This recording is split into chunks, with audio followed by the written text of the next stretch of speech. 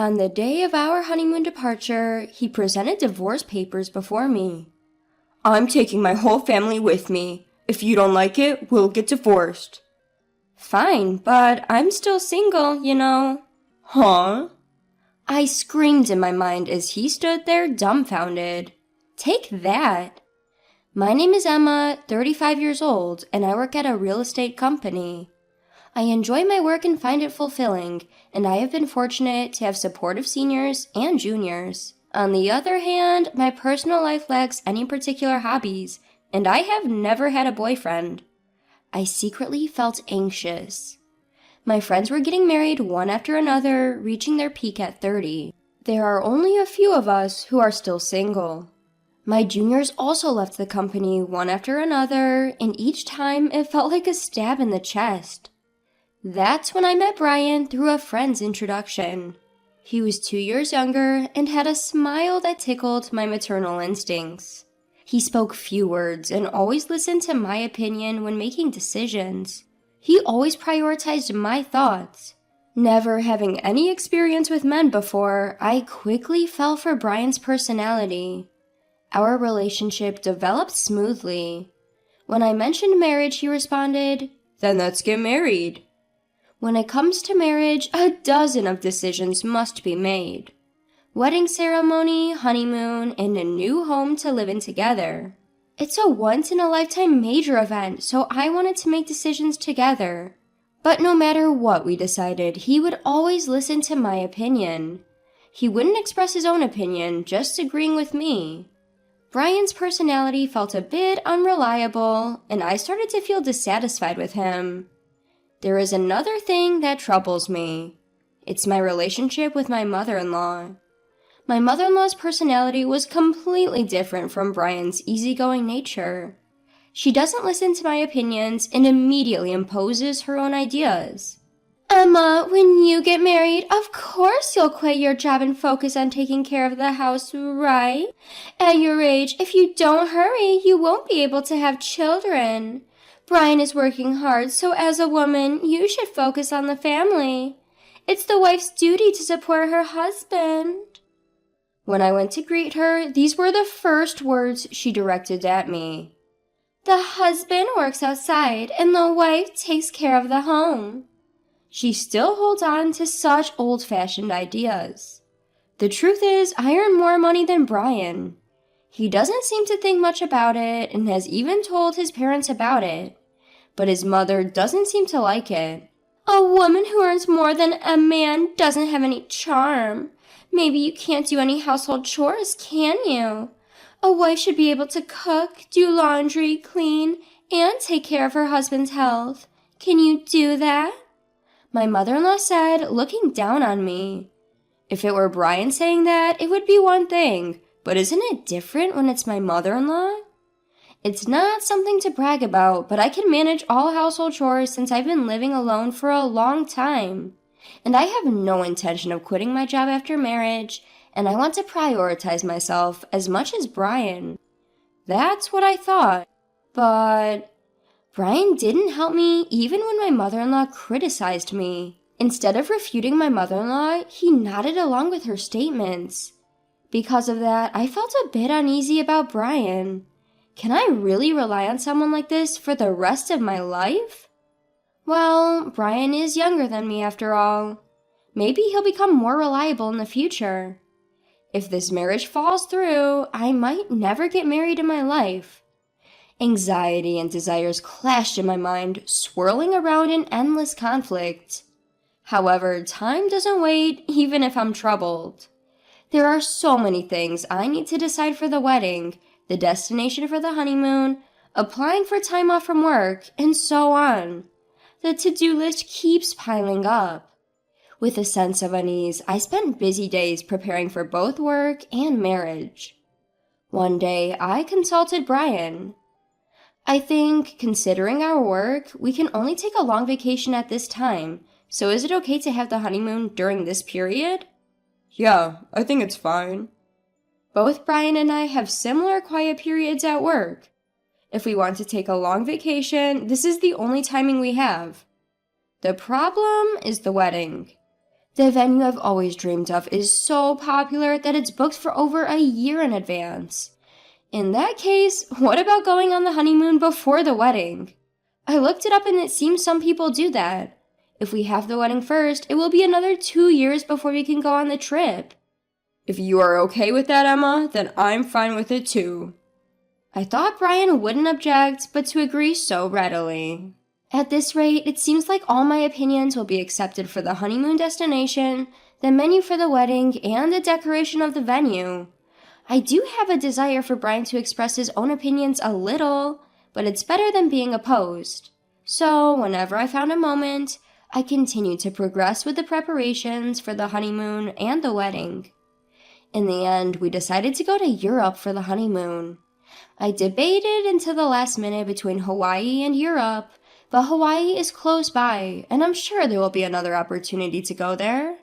So I chose to take a trip around Italy and France, experiencing the picturesque streets and delicious cuisine. I also wanted to explore the stylish accessories and maybe buy some commemorative tableware since it's the start of a new life. After considering various schedules and destinations, I completed the application about a month before the tour. By that time, I was completely excited. After all, it's my first overseas trip. It's impossible not to feel thrilled. My mind became filled with everything related to Europe, from buying the necessary items for the trip to planning our activities at the destination. Because of that, any dissatisfaction I had with Brian had completely disappeared. As the honeymoon approached 1 week away, Brian suddenly brought up a conversation. Emma, I have a favor to ask. A favor? That's unusual. I wonder what it could be. It's rare for Brian to ask me for something. Could it be about the trip? Did he find a place he wants to visit? What is it? What's wrong? I asked, filled with anticipation, and he innocently made the request. I want to go to Champs-Élysées when we're in Paris. Mom really wants to go there. What? My mother-in-law? Wait a minute, what do you mean? I couldn't catch up with this sudden situation, but Brian replied as if it were obvious. Huh? Since everyone is going, we'll all be together even during the trip, right?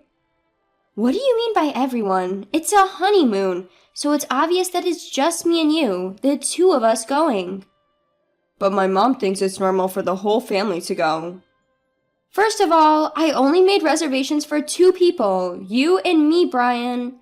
The tour deadline was 7 days ago, so today is the last day to register. Regardless of whether we go together or not, I only booked for 2 people, so there's no way we can go. If you ask the travel agency, they can figure something out. As I was dumbfounded by his statement, the intercom in the house rang. On the intercom screen, I saw the figure of my in-laws. Without caring about my surprise, my in-laws entered the house carrying a large number of bags. Ignoring my objections, my mother-in-law's eyes sparkled as she announced, "I thought I'd leave the luggage here, since we are leaving soon. I'm so excited." Then Brian said, "Just leave the luggage here," and started leading my in-laws into the room without my consent.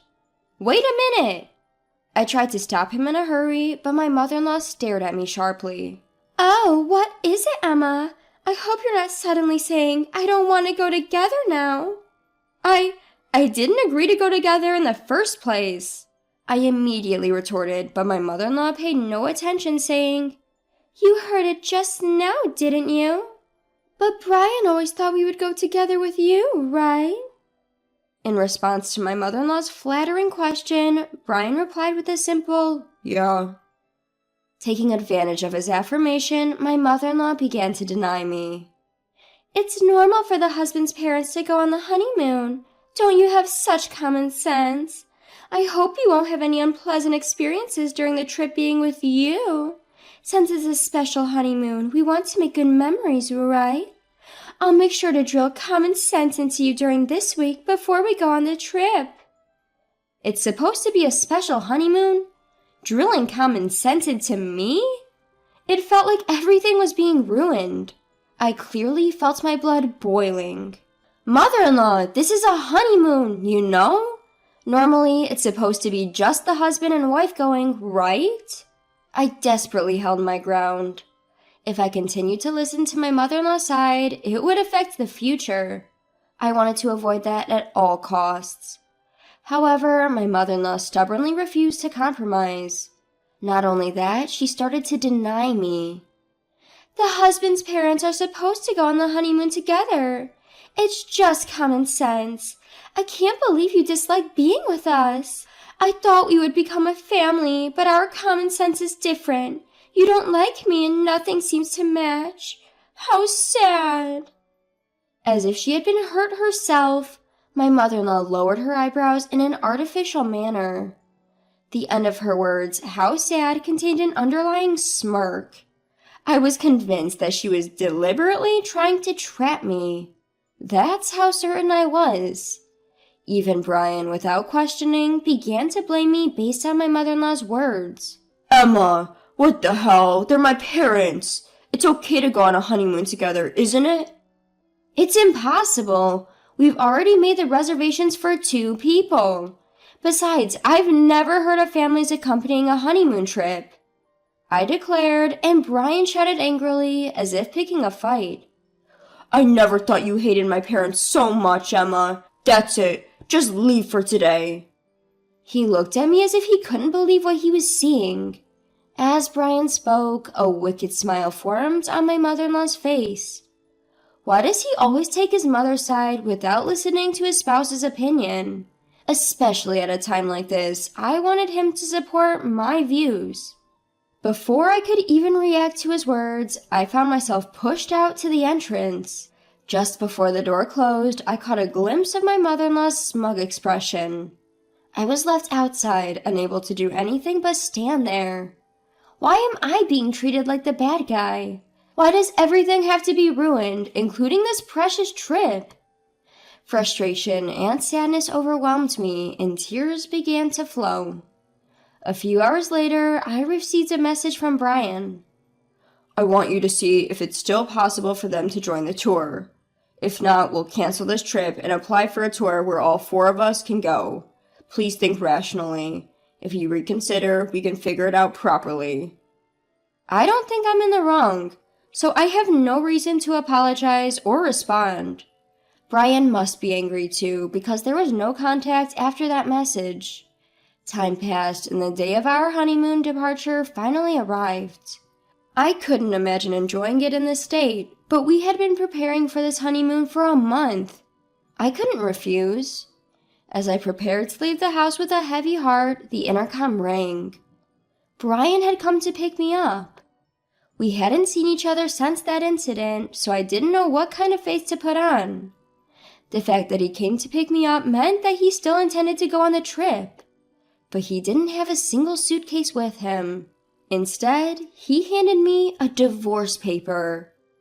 After hurting my parents, you still intended to go on this trip, didn't you? I'm taking my entire family on this honeymoon. If you don't like it, let's get a divorce. My mom said it would be better that way. Saying that, he thrust the divorce paper in front of me. In that moment, I finally realized what kind of person he was. I thought he would listen to my opinions and prioritize me, that he was kind, but that wasn't the case. This man is just someone without his own opinions, and he prioritizes his family over me. That's Brian. As I came to that realization, I felt my feelings for him cooling down. Even if I were to marry him, I couldn't see myself overcoming the many challenges that awaited us in the future. And becoming a family with that mother-in-law, it was an impossible scenario.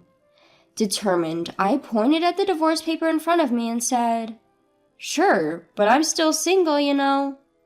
Huh? Brian exclaimed, clearly surprised by my words. Single? What do you mean? Weren't you listening? We talked about going on the honeymoon, but delaying the registration until the day of the ceremony. I made sure to get your permission, Brian, you know. You didn't forget, did you? The marriage certificate is still in the drawer, and you even said, "If you are fine with it, Emma, then I'm fine too." That's right. Divorce or not, we're not even married yet. There's no problem with going on the honeymoon with my maiden name. Perhaps you remembered my words, as Brian's expression suddenly changed. But immediately he turned red and raised his voice in frustration. "Are you out of your mind? To give up on marriage just because of a honeymoon? Get a grip!" I responded, matching Brian's intensity with my own strong voice. "This is the result of me being rational. I've been so desperate to get married that I couldn't see reality clearly. I don't think I can be happy marrying someone who doesn't listen to the opinions of their future spouse and doesn't support them. I'd rather stay single for life. Thanks for making me think that way." Haste makes waste. I keenly felt that this saying was true. "Hey, Emma, let's calm down and start over from scratch, okay?" He looked like he was about to cry. His pleading voice trembled. But I won't be fooled anymore. I will break free from this guy. Without realizing it, I found myself shouting loudly at Brian. "If you're so desperate for a family trip, why don't you go with your family of 3? But in return, you'll have to plan everything, from the tour reservations to the itinerary, all by yourself. After always relying on others, it's about time you experience the difficulty yourself. If you think you can handle it, go ahead, you indecisive man." I pulled out the marriage certificate from the drawer and tore it to shreds in front of Brian. In response to this sudden turn of events, his mouth was left hanging open. Overwhelmed by my determination, Brian was completely taken aback. "Well, do you understand how serious I am now? I refuse to have a future that's pitch black. It's over between you and me. Why don't you hurry back to your beloved mommy and cry to her, you mama's boy." Leaving a dumbfounded Brian behind, I slammed the front door shut. Given his state, he might actually go cry to his mother. I could easily imagine him doing that. Afterward, I contacted the tour company to cancel our reservations. Since it was a same-day cancellation, we were charged 100% of the cancellation fee. I billed Brian for the entire fee since he was the one who ruined our honeymoon. It was the natural outcome. Later, Brian blamed me for the failed marriage and spread rumors about it to those around us. However, it seemed that no one sympathized with him among our relatives and coworkers. Instead, he started to be seen as an unconventional mama's boy due to his past actions and was disliked by many. When I told my parents about the divorce, they were initially surprised, but quickly accepted it. Marriage isn't the only source of happiness. As long as you're happy, Emma, that's what matters. I couldn't be more grateful for my mother's words. As a side note, since then, my hobby has become traveling. I felt it would be a waste to let long vacations go to waste, so I embarked on my first solo trip. Going overseas was a bit difficult, but I enjoyed a relaxing time in historic cities I had always wanted to visit. Wow, being alone is actually quite enjoyable. Thanks to that historical adventure trip, I've started to fully enjoy solo traveling whenever I have time off. On my next break, I'm planning to embark on my next overseas trip. I've begun a life where I won't let myself be controlled by marriage alone.